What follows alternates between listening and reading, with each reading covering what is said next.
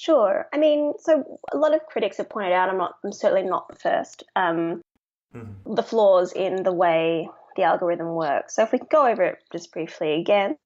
So the algorithm calculates an average of an individual's annual income reported to the ATO by their employer over 26 fortnightly periods.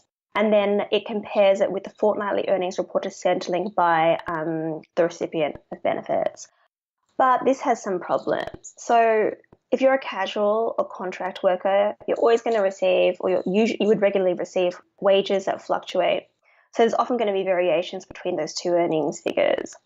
And there's also no way for the algorithm to correct for basic errors. For example, if you or your employer makes a mistake in like terms of like what they record as their legal name instead of a various business name, the algorithm treats like a business name and a legal name as a separate entity and therefore a separate source of income. Mhm. The algorithm can't distinguish if like conflicting reports are caused by spelling errors or typos.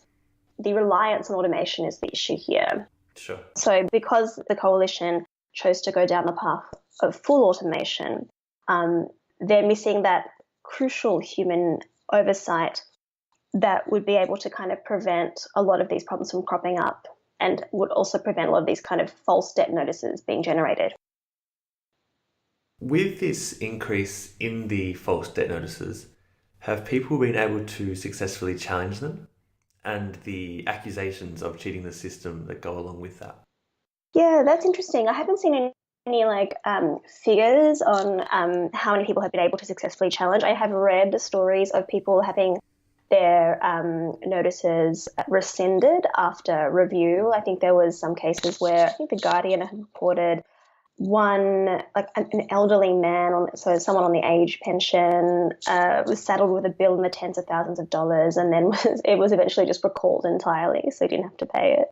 But I think for a lot of people, and like my friend that I mentioned earlier, they felt like they were under immense pressure to submit, but they didn't have any legal recourse. Also, when you think about challenging these debt notices, it takes a lot of time out of your schedule.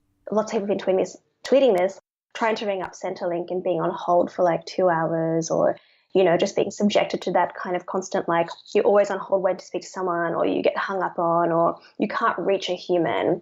They can't explain their circumstances. So that's been I think that has created big obstacles for people in that situation. I mean, the important thing to note here is that the burden should not be on the welfare recipient to challenge the debt, right? So people on welfare should not be held principally responsible for rectifying their own economic marginalization. It's kind of, it should be the other way around.